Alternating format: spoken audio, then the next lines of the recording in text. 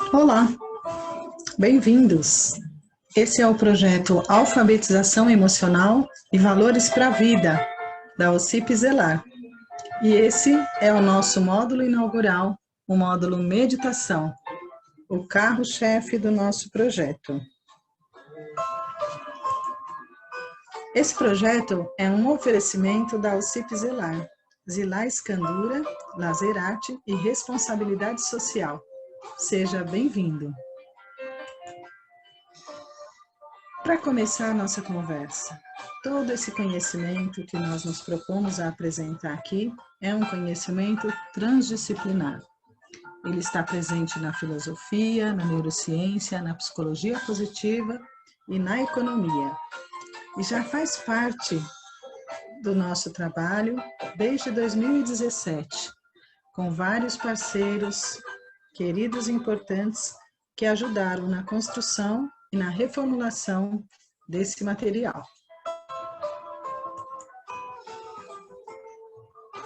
A proposta de se trabalhar a alfabetização emocional já faz parte do currículo e da matriz de saberes da Prefeitura da cidade de São Paulo, nos eixos empatia e colaboração, pensamento crítico, científico e criatividade, autoconhecimento e autocuidado, autonomia e determinação.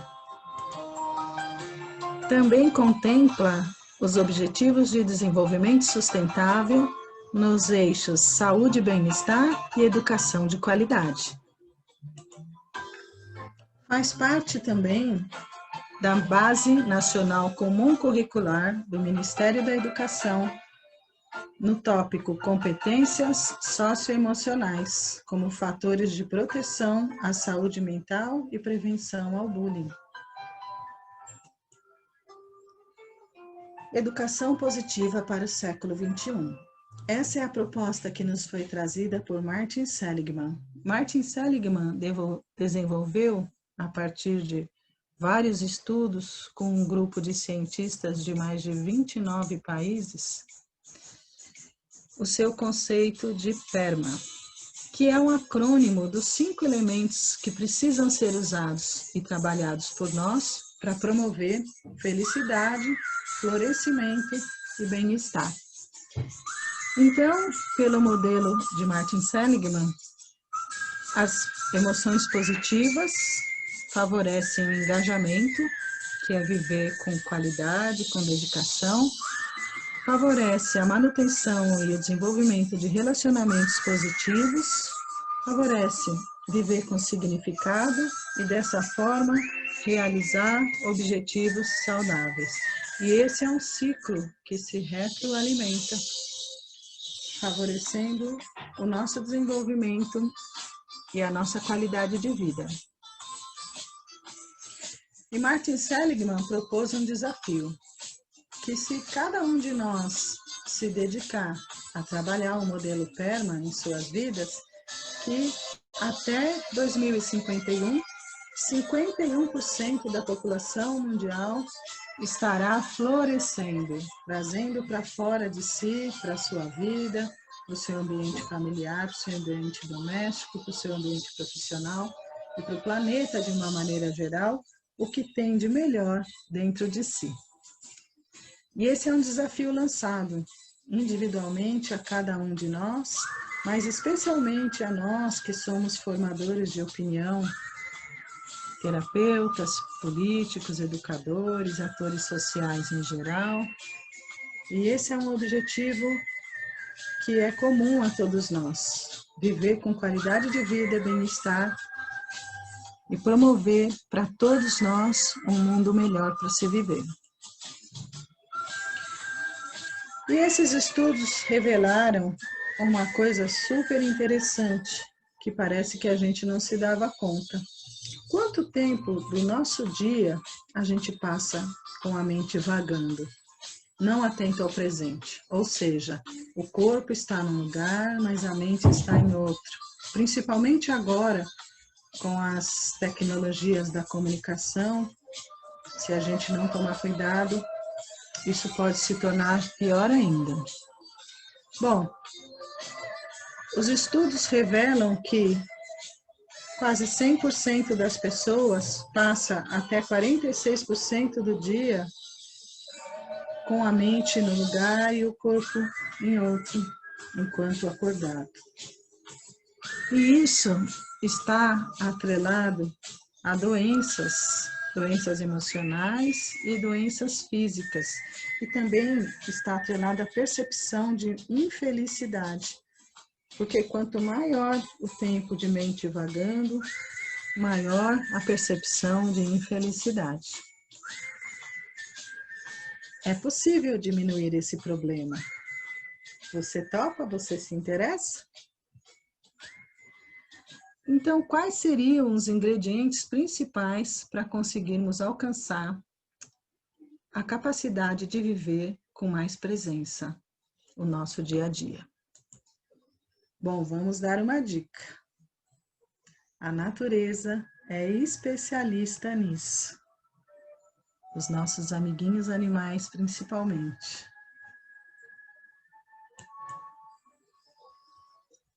Então, vamos lá. O nosso segredinho é meditação. Então, por que nós deveríamos meditar? Como criar o hábito de meditar? E como, por fim, meditar? O que é meditar?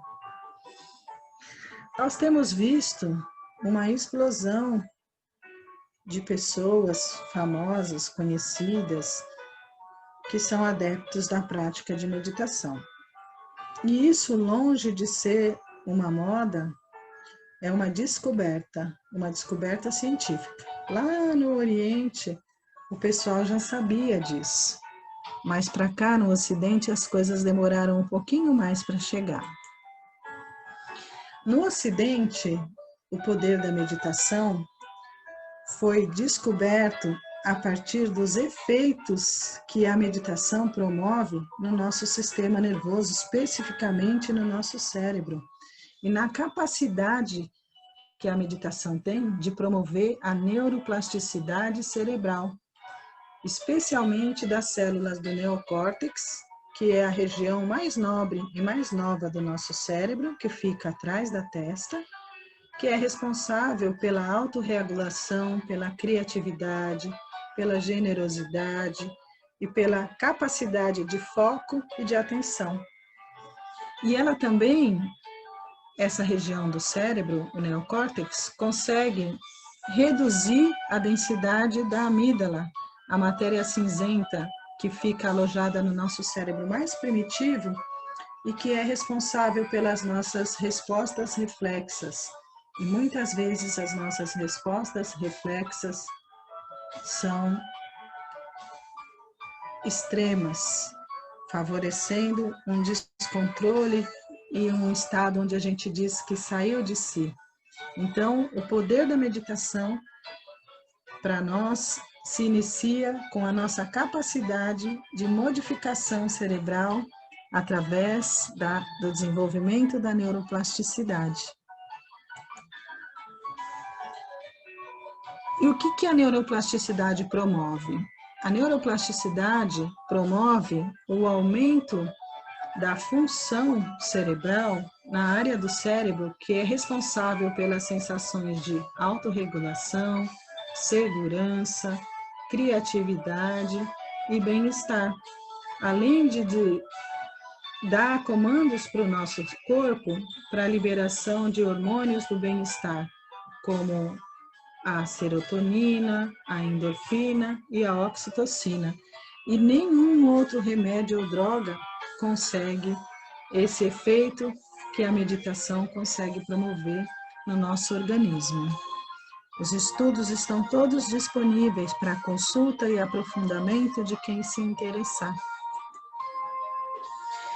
E a meditação também favorece o fortalecimento do nosso sistema imunológico, à medida em que ela favorece a nossa capacidade de nutrição, de fortalecimento e de crescimento.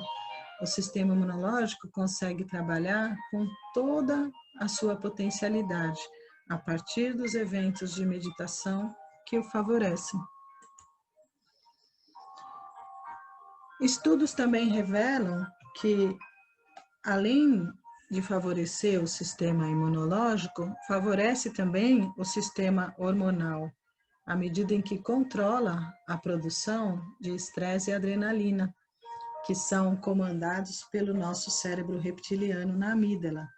E com a supremacia do nosso neocórtex, do nosso sistema de regulação, ele submete a amígdala para que ela se limite a promover a liberação de estresse somente para situações realmente importantes e necessárias, e não para qualquer situação que a gente viva no nosso dia a dia no modo automático. E essa redução do estresse foi comprovada em pessoas que praticaram ao menos 8 semanas. Isso é medido por exames químicos de laboratório e também por exames de ressonância magnética funcional. Outro uso importante para a meditação foi no combate à insônia. E isso não é panaceia, não é placebo, são experimentos onde os indivíduos foram submetidos a tratamentos sistemáticos baseados na meditação, e as mudanças foram ocorrendo no sistema, a liberação química foi sendo favorecida e o processo de tratamento e de cura foi sendo desencadeado. E como que tudo isso se dá? À medida que o nosso cérebro vai sendo desenvolvido através das atividades práticas, ele vai favorecendo a nossa capacidade de foco nas situações e também a nossa capacidade de percepção do todo. Então, é como se a gente tivesse um farol apontando para situações, para que a gente possa analisar elas com clareza, e ao mesmo tempo a luz de um estádio de futebol, favorecendo a percepção da abrangência de tudo que está em volta. E com certeza, dessa forma, a gente consegue fazer melhores escolhas e fugir do automatismo que tem custado tão caro para o nosso sistema físico, emocional e também para as nossas relações. O uso da meditação também tem sido atrelado ao controle da dor para o tratamento de doenças severas já instaladas. E como já disse, longe de ser placebo, os resultados são efetivos pelo funcionamento e desenvolvimento da neuroquímica do organismo, que é desencadeada a partir dos episódios de meditação. Então, de uma maneira geral, podemos resumir: a meditação reduz a pressão sanguínea, melhora a memória, reduz a fadiga, protege contra doenças mentais, doenças degenerativas do sistema nervoso, melhora os processos de aprendizagem e de atenção, aumenta a nossa capacidade de compaixão e de gratidão e reduz a percepção de solidão, porque ela ajuda a gente a criar a percepção da solitude, que é aquele bem-estar que a gente sente por estar com a gente mesmo. Outro benefício importante que a ciência nos trouxe, que está também retratado nesse livro, é que o poder da meditação sistematizado e praticado é tão significativo que ele favorece também a mudança dos nossos cromossomos. As extremidades dos cromossomos são encapadas pelos telômeros, e os telômeros se desenvolvem e crescem a partir dos episódios de meditação, favorecendo que eles se tornem mais longos e fortes. E isso promove que as pessoas vivam mais e com mais qualidade de vida. Então, a meditação acaba promovendo uma poupança neural, uma poupança do sistema nervoso, onde a gente pode usar ela no dia de hoje e também favorece que ela nos dê longevidade com qualidade de vida, tanto o sistema nervoso como os nossos cromossomos. Bom, só isso já seria mais do que suficiente para a gente perceber que quando a meditação saiu do Ocidente e saiu do Oriente e chegou no Ocidente, ela chegou com tudo para poder ajudar a gente a viver com mais qualidade de vida, com mais atenção e a viver melhor. Já convenci a sua razão? Quando nós podemos começar a meditar? Esta é a pergunta que não quer calar. Amanhã, Terra Mística, onde 99% de toda a produtividade, motivação e realizações humanas estão ali armazenadas. Quando nós vamos começar? Bom, para começar, a meditação precisa se tornar um hábito. Nós temos alguns bons hábitos e alguns maus hábitos. E esses hábitos foram todos construídos na forma de uso, na rotina e na forma da recompensa que aquele hábito nos traz. Então, para a gente construir um hábito ou para a gente desconstruir um hábito, a gente vai precisar da mesma dedicação. A gente precisa entender por que aquilo é bom, a gente precisa colocar aquilo na rotina para a gente desfrutar da recompensa. E esse livro, O Poder do Hábito, nos ajudou também a pensar parte desse módulo de meditação. Criando um hábito. Bom, precisamos começar com o mínimo esforço possível para que a gente não se sabote a não fazer. O mínimo possível, faça tão pequeno e ridículo que não tem como não ser feito, mas seja consistente, saiba que você só vai ter todos esses benefícios comprovados que a meditação promove se você criar para você, em primeira pessoa, o hábito de meditar. E vá aumentando com o tempo. Mesmo que você ponha a princípio 1 minuto para despertar o seu celular, faça aquele 1 minuto como precisa ser feito. E vá aumentando com o tempo para que você possa de fato usufruir dos benefícios que a meditação pode proporcionar. E aqui tem um velho ditado zen que ele diz: você deveria sentar em meditação por 20 minutos por dia. Somente se você não for muito ocupado, porque se você for muito ocupado, então você precisa se sentar por 1 hora. Nós sabemos que a gente precisa encontrar tempo para fazer as coisas que são importantes na nossa vida e a gente de verdade precisa abandonar algumas coisas ou diminuir para que a nossa vida tenha mais qualidade. Onde é que nós estamos investindo o nosso tempo? Então comece meditando 1 minuto por dia, mas todos os dias. Avise aos seus familiares, encontre um cantinho para você sentar, onde você não vá ser interrompido. Comece se organizando. O mínimo esforço possível, faça um plano que você possa executar. Se recompense, celebre cada dia que você fizer, porque é uma prática muito boa, muito importante. A devolutiva desse investimento é muito preciosa. Então, celebre a sua decisão, celebre as suas práticas, celebre as suas conquistas. Use lembretes, anote em algum lugar, ponha bilhetinho para você, ponha o despertador do celular para tocar. Tenha ajuda de amigos, converse com as pessoas que também praticam, troque experiências, crie uma rede.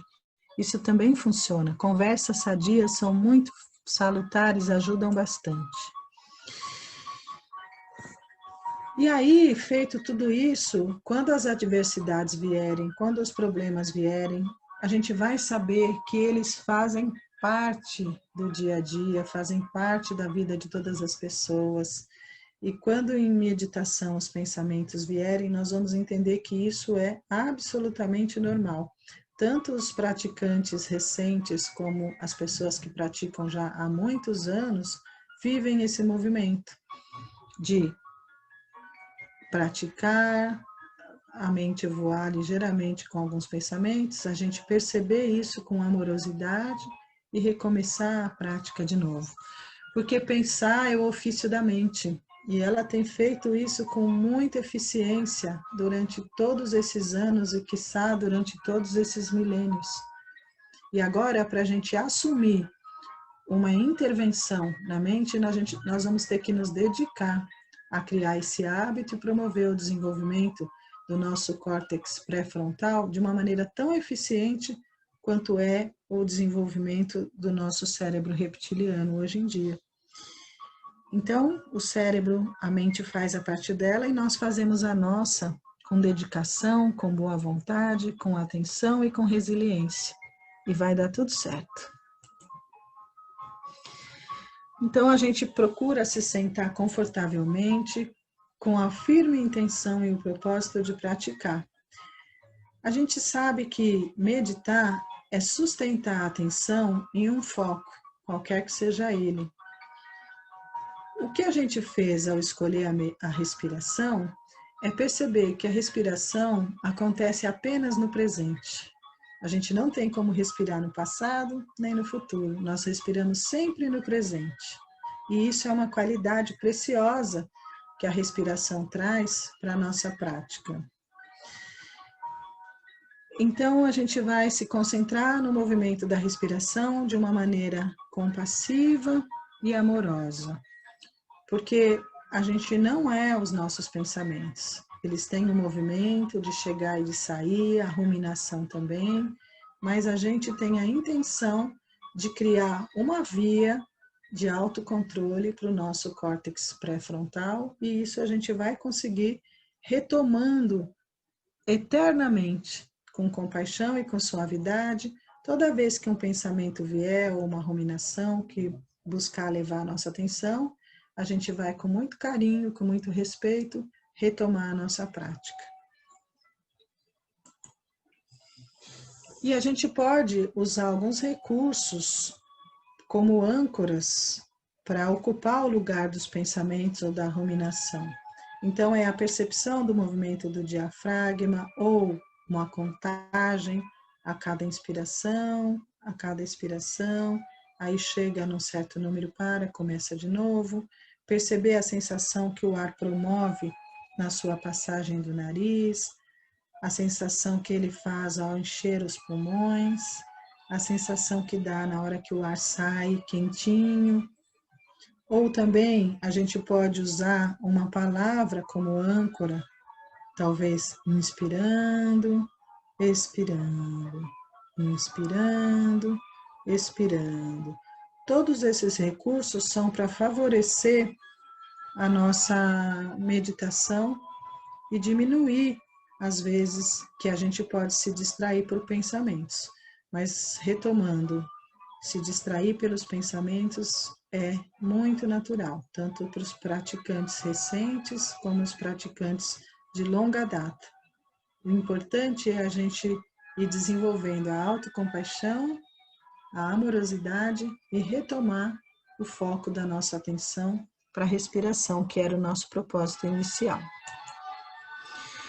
A postura para meditar, ela pode ser de várias formas. A gente indica, a princípio, essa sentada na cadeira, com as costas eretas, como se houvesse um fiozinho puxando a nossa cabeça em direção ao teto, os ombros ligeiramente para trás, um bumbum apoiado na cadeira, o pé no chão. Essa postura precisa ser estável e, ao mesmo tempo, confortável. A estabilidade do corpo vai favorecer a ancoragem da estabilidade da mente. É um suporte para a gente. Então, a postura tem que ser intencionalmente sustentada, assim como a atenção. E para que isso não se torne desconfortável, a gente precisa estar numa postura que a gente aguente sustentar. E por poucos instantes a princípio. E quando você perceber que já está conseguindo, você pode ir aumentando gradativamente e garantir os benefícios da neuroplasticidade para o seu sistema. Então, eu proponho agora uma prática de meditação guiada, onde eu vou por alguns instantes conduzir o seu movimento. Mas, de verdade, isso não é necessário, porque meditar é uma prática muito simples e nós praticamente não precisamos de recurso nenhum para fazer. Mas existem muitos podcasts, muitos vídeos, muitos áudios bons disponíveis por aí que podem nos ajudar também a meditar de uma forma conduzida. Vamos lá? Vamos começar?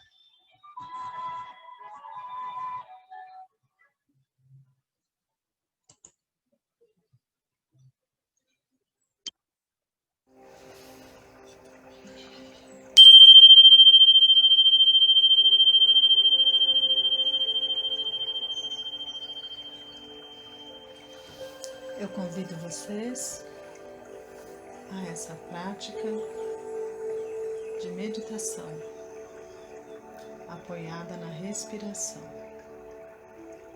Nós vamos organizando uma postura, sentadas, pés apoiados no chão, a coluna ereta, como se houvesse um fiozinho puxando a nossa cabeça para o alto. Nós vamos procurando manter uma postura estável, sentindo também o apoio na cadeira, fechando levemente os nossos olhos.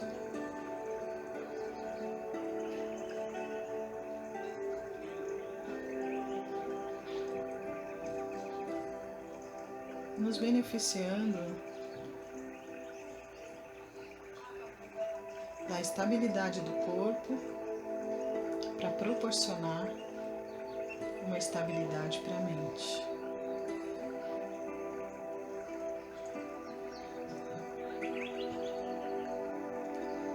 Com a postura já instalada, nós vamos então para o foco da nossa meditação, que é a atenção à respiração.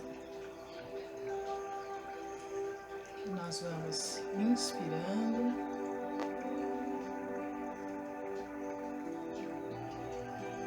e expirando lentamente, conscientemente, procurando observar um ciclo completo da respiração. Inspirando até onde a inspiração termina e se transforma em expiração. Mais uma vez.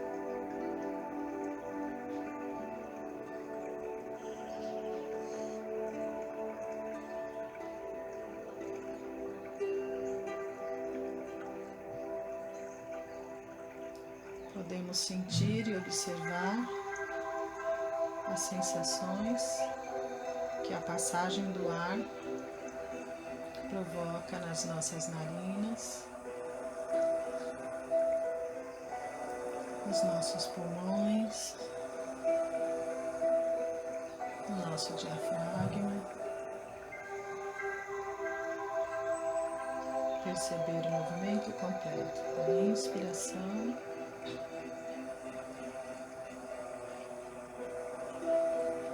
da expiração.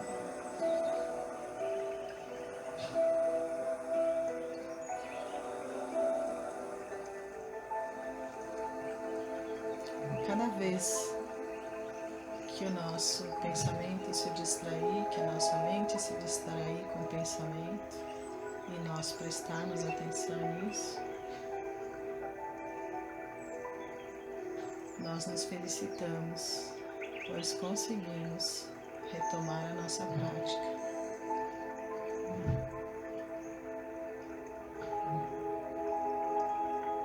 E entendemos que esse movimento da mente é absolutamente normal. A mente pensa. Esse é o serviço dela. E a nossa tarefa é conseguir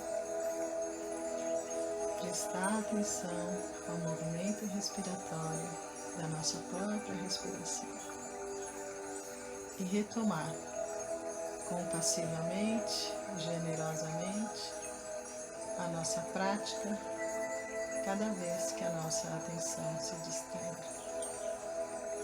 Inspirando, expirando,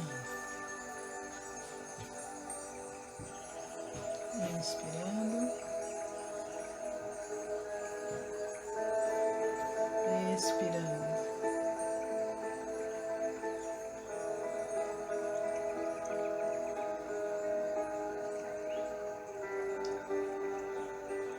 E isso vai acontecer várias vezes durante cada prática. Esse é um movimento que faz parte da prática de meditação. Respirar conscientemente, se distrair, perceber isso compassivamente e amorosamente retornar para a prática, prestando novamente atenção à inspiração completa até o momento em que ela se torna expiração e o ciclo recomeça.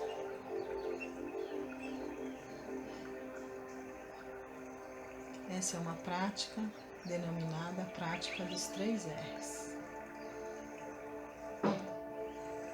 onde nós vamos respirar, nos distrair, reconhecer amorosamente, compassivamente a distração e retomar a nossa atenção para o nosso movimento respiratório por mais alguns instantes.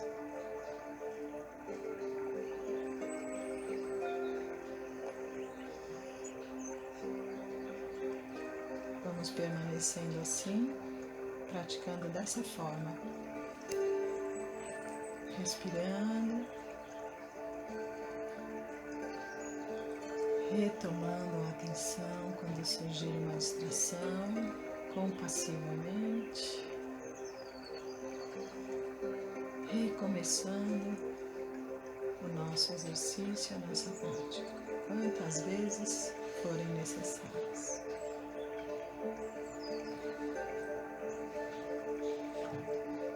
Permaneceremos assim por mais alguns instantes.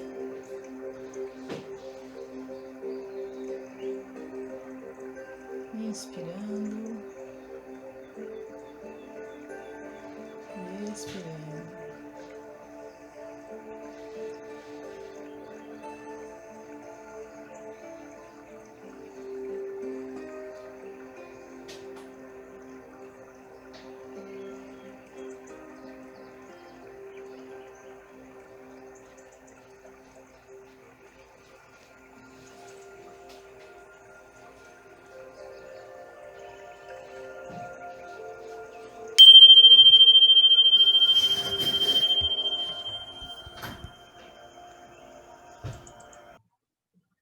Então, o que é meditação, afinal?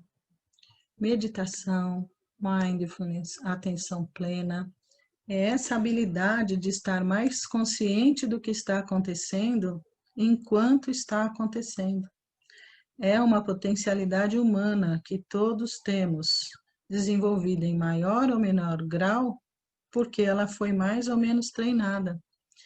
ela é como o ar que nós respiramos. Ela é para todos os seres humanos, mas ela não pertence a ninguém.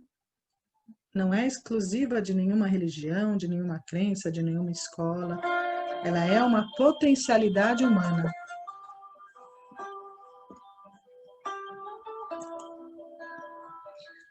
Existe também a possibilidade de nós praticarmos a meditação informal.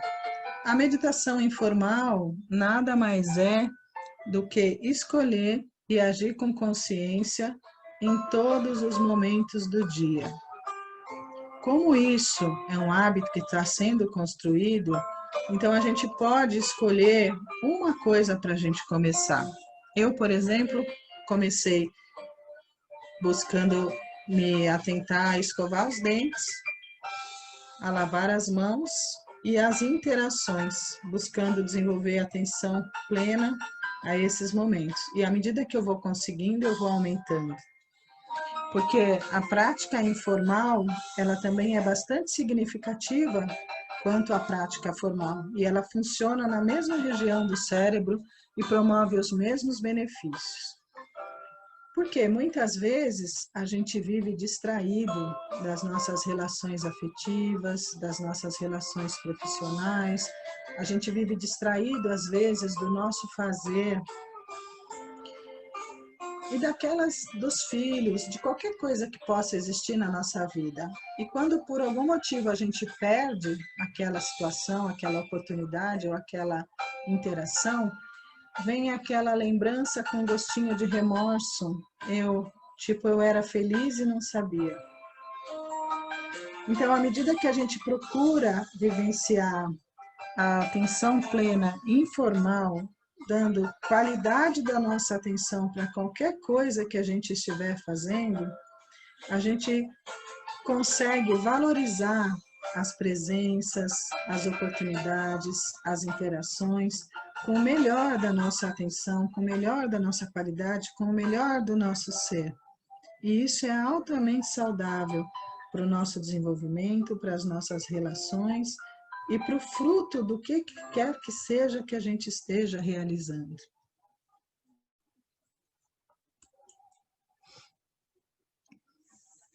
Eu sugiro que a gente faça um pequeno diário de meditação formal para auxiliar no processo. Mas se isso for dificultar a sua prática, não faça, porque a gente quer de fato realizar. Mas é possível, se você quiser, fazer um diário para registrar o seu progresso, ou fazer de uma outra forma. Ou ainda, escreva nos comentários desse vídeo alguma coisa que você tenha percebido, tenha sentido, ou de que forma que você está conduzindo a sua meditação, a sua criação de hábito. E se esses conteúdos têm ajudado você a construir aí esses novos hábitos e essa nova perspectiva em relação à saúde emocional. Deixe para nós nos comentários que a gente acaba dando um jeito de responder. Para crianças, a meditação favorece tudo aquilo que a gente viu também para os adultos, além de promover precocemente a criação de bons hábitos e de uma saúde neurocerebral mais efetiva e mais precoce, que está atrelada também à redução dos índices de depressão e suicídio na adolescência, como os estudos nos mostram. Agora, para ensinar atenção plena, é preciso ensinar com atenção plena, porque a gente não consegue ensinar o que a gente não é. Por mais que a gente tenha boa vontade e boa intenção, a gente ensina muito mais pelo exemplo do que pela fala. Então, a partir do desenvolvimento da nossa própria prática cotidiana de atenção plena e da nossa busca em qualificar as nossas interações, quer sejam elas com os alunos, quer sejam elas com a gente mesmo nos nossos momentos de autocuidado, quer sejam elas com os nossos familiares. Então, nós vamos criando uma forma mais atenta, mais presente e mais respeitosa de interação. E isso ensina muito. Na espécie humana, não nascemos com o cérebro e o sistema nervoso completamente desenvolvidos. Ao contrário, muitas das estruturas estarão maduras apenas após os 20 anos de idade. Por isso, a serenidade com a qual os adultos interagem com as crianças tem um papel fundamental para ajudar os pequenos a se regularem. O como ensinamos é tão importante quanto o que ensinamos. Ao desenvolver essa habilidade de estarmos conectados com o nosso mundo interno, maiores são as chances de encontrarmos equilíbrio, porque nós sabemos que as situações na sala de aula, como as situações na vida de uma maneira geral, elas são muito dinâmicas e muitas vezes nos predispõem ao automatismo, a respostas impensadas, que não são saudáveis nem para nós e nem para as crianças. Então, se percebermos uma tendência de nos perdermos em pensamentos aflitivos, nós podemos ancorar por alguns instantes na sala de aula mesmo a nossa respiração e estar mais presentes. E ao sermos capazes de regular o nosso sistema nervoso e reencontrar a estabilidade, estaremos em melhores condições para oferecer uma presença sólida e tranquilizadora em sala de aula. A meditação na infância. A história das práticas meditativas remonta às religiões orientais de há mais de 3.000 anos. No Ocidente, essas práticas chegaram na década de 70 pelas mãos da ciência. A equipe do PhD e professor emérito da Escola de Medicina da Universidade de Massachusetts, Dr. John Kabat-Zinn, desenvolveu métodos de pesquisa e tratamento não religiosos de doenças físicas e mentais baseados em meditação com grande êxito. Já nos anos 2000, o psicólogo Martin Seligman e diversos colegas e neurologistas desenvolveram extenso material experimento conceitual que trouxeram novos desafios e perspectivas para a vida, a educação e a humanidade no século XXI. Um desses experimentos, realizados com as crianças, foi responsável pela redução da incidência de depressão e suicídio na adolescência desse grupo, evidenciando assim os benefícios da educação positiva. Essas imagens são das escolas onde nós já aplicamos o projeto nos anos anteriores. Então, aprender psicologia positiva, educação positiva, meditação, é um círculo virtuoso. A gente aprende alguns conceitos e a gente coloca eles em prática, a gente passa a vivenciar esses conceitos na primeira pessoa, perceber os desafios e os benefícios que isso traz. A gente consegue se propor a ensinar também dessa forma, retomando sempre que a gente tiver alguma distração, alguma dificuldade, e dessa forma a gente vai se apropriando na prática dos conceitos, de uma maneira experimental, mas também de uma maneira prática. E aí a gente começa a aprender um pouco mais, a gente começa a ter mais facilidade para praticar, e a gente vai conseguindo ensinar melhor também. Então, esse é um círculo virtuoso que a gente instala no nosso sistema de vida e também no nosso sistema profissional. Para as crianças, nós criamos 2 pequenas histórias para ilustrar o conteúdo meditação de forma lúdica. E essas histórias são a história da abelha e a história de João e Maria. Nós temos também o recurso da garrafinha, que ajuda as crianças a visualizarem de que forma que a mente vai se acalmando pela prática da meditação. Vamos ver?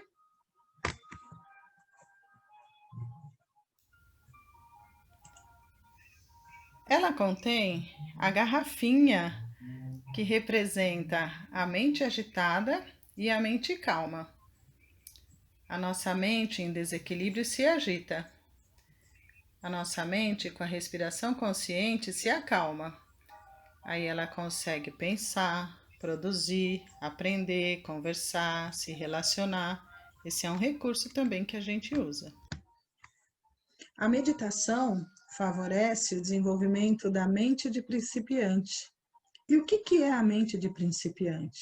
É aquela mente atenta, curiosa, fresca, receptiva, que todos nós podemos ter. Estudos revelam que a neuroplasticidade ela se dá durante toda a vida física do ser humano, desde o nascimento até os seus 120, 180, seja lá quantos anos a pessoa possa viver. Porque a mente de principiante favorece a gente sair do piloto automático que o cérebro assume quando a gente se distrai e adotar uma mente atenta, curiosa, presente, aberta. E essa mente favorece a gente perceber o leque de oportunidades e o leque de possibilidades que as situações nos oferecem e escolher e agir com mais sabedoria. E as escolas são um lugar privilegiado para o ensino e para a prática de mindfulness, até mesmo no modo à distância. Nós podemos aplicar esses conteúdos com segurança, pois que são também conteúdos presentes no currículo no Brasil, nas várias esferas da educação.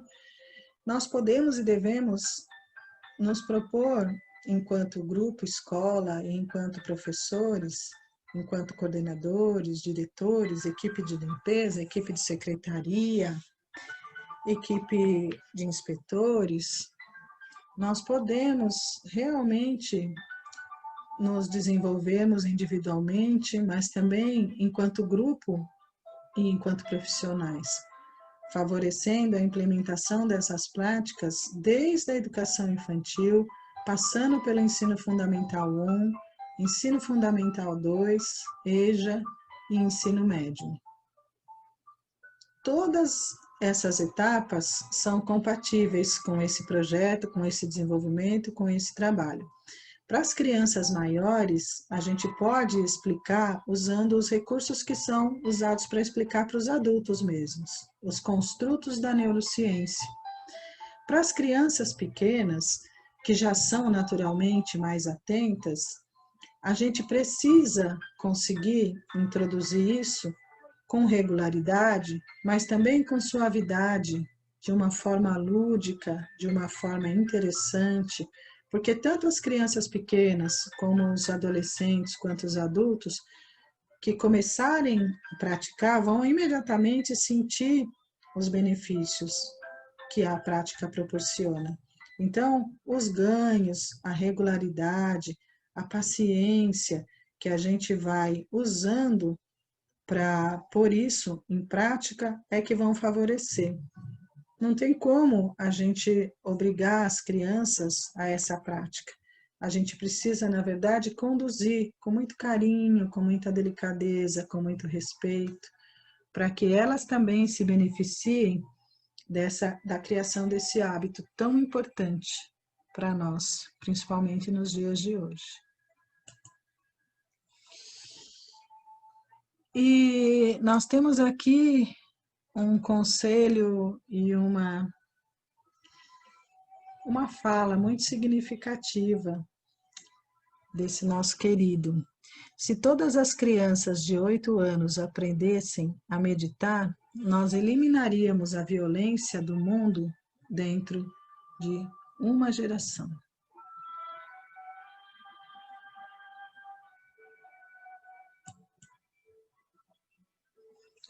Bom, estudos também mostraram que 90% das pessoas que participam de treinamentos e de projetos sobre meditação acabam meditando.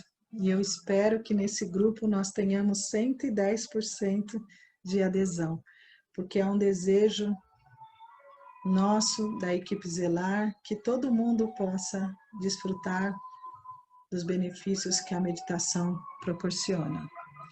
Porque meditar é simples, é de graça, mas vai exigir intenção, determinação, resiliência e prática. Uma das escolas onde a gente aplicou o projeto em 2018 foi matéria em vários jornais no ano de 2019, inclusive também no portal de SME. E até hoje eles continuam praticando. E já faz 2 anos e criaram um grupo próprio, né? Deram a cara da escola para o projeto que foi oferecido por nós. E o projeto está continuando vivo, com o empenho e com a dedicação de cada um dos profissionais, desde a equipe de zeladoria, até diretor, supervisor, passando pelos professores, equipe da cozinha. É um ganha-ganha tremendo, todos ganham. As mães, as famílias também aderiram, porque a caixinha da meditação vai para casa, uma vez para cada criança, né? Então tem sido muito gratificante perceber como isso desencadeou um movimento nas escolas onde está sendo implantado. Recapitulação expressa. Bom, 46% do dia, alguns de nós têm passado com o corpo num lugar e a mente no outro. Isso não é saudável para o nosso sistema nervoso. Meditar demanda intenção. A meditação pode ser formal e informal, como nós vimos. Ela garante o desenvolvimento da neuroplasticidade cerebral, o melhor desempenho cerebral, o encapamento dos telômeros e dos cromossomos, então, uma maior longevidade e um melhor funcionamento desses sistemas. Mas, para isso, ela cobra que a gente crie um micro hábito e desenvolva. E que a gente pratique se sentando, respirando, vagando, retomando amorosamente, sentando novamente e permanecendo pelo tempo que a gente se dispôs a praticar, sempre recomeçando. O nosso projeto tem os fundamentos científicos e metodológicos baseados na base curricular do MEC, no projeto Escola de Bem-Estar do Núcleo de Saúde Mental da Unifesp, o projeto Valores para a Vida da Gaia Mais, a matriz curricular de SME, o Instituto Ayrton Senna e a pós-graduação em Psicologia Positiva da PUC. Eu sou Vânia Escandura, voluntária, coordenadora voluntária da Fundação Zelar, e foi um prazer ter você aqui e espero você no próximo módulo. Muito obrigada.